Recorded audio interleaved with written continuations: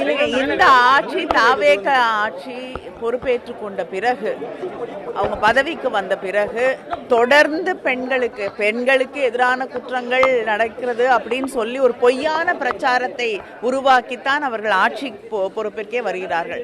அப்படிப்பட்டவர்கள் ஆட்சி பொறுப்பை ஏற்றுக்கொண்ட பிறகு ஒவ்வொரு நாளும் பெண்களுக்கு எதிரான குற்றங்கள் அதிகரித்து கொண்டிருக்கிறது.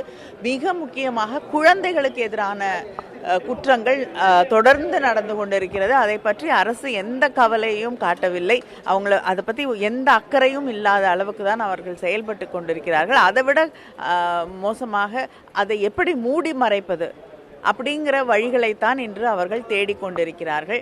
இன்னைக்கு ஒரு குழந்தைக்கு அட்டாப்சி நடக்கக்கூடிய ஒரு இடத்துல ஒரு எம்எல்ஏ உள்ள போய் அங்கே இருக்கக்கூடிய அந்த குழந்தையோட பெற்றோர்களோடு பேரம் பேசக்கூடிய ஒரு மிக மோசமான ஒரு நிலை. எங்களோட மகளிர் அணியை சேர்ந்த சகோதரி அந்த இடத்துக்கு போகக்கூடிய அந்த நேரத்தில் அதை அவர் கண்கூடாக பார்த்திருக்கிறார்.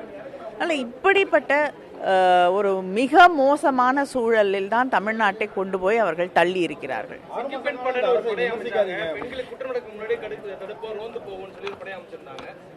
இல்லைங்க, சம்பவங்கள் அதிகரித்து தான் இருக்கு. அந்த பெண் படைக்கு முன்னாடியே இருந்ததை பேர் மாற்றம் செய்து தருவதை பற்றி கூட நாங்கள் பெருசாக பேச விரும்பலை. ஆனால் அவர்களுக்கு என்ன பவர்ஸ் இருக்குது, என்ன அதிகாரம் இருக்குது, அவங்களுக்கு என்ன சரியான அவங்களுக்கு ஒரு ஃபோன் நம்பர் கூட கொடுக்கல. தனியாக அவங்களுக்கு தனிப்பட்ட முறையில் அவங்களுக்கு ஒரு ஃபோன் நம்பர் கூட கிடையாது. ஏதோ ஒரு குற்றம் நடக்குது இல்லைன்னா ஒரு பிரச்சனை இருக்குன்னா அவங்களை தொடர்பு கொண்டு அந்த பெட்ரோலிங் அந்த பகுதியில் இருக்க ஏதாவது ஒரு குற்றம் நடந்து கொண்டு இருந்தால் அவங்களை காப்பாற்றுறதுக்கான வகை கூட கிடையாது. இப்படி இருக்கக்கூடிய ஒரு சூழலில் ஒவ்வொரு நாளும் குழந்தைகளுக்கு எதிரான குற்றங்கள் அதிகரித்து கொண்டே வரக்கூடிய ஒரு சூழலில் முதலமைச்சர் இதுவரைக்கும் வாய் திறந்து ஒரு வார்த்தை கூட இதை பற்றி பேசுறதுக்கு அவர் தயாராக இல்லை.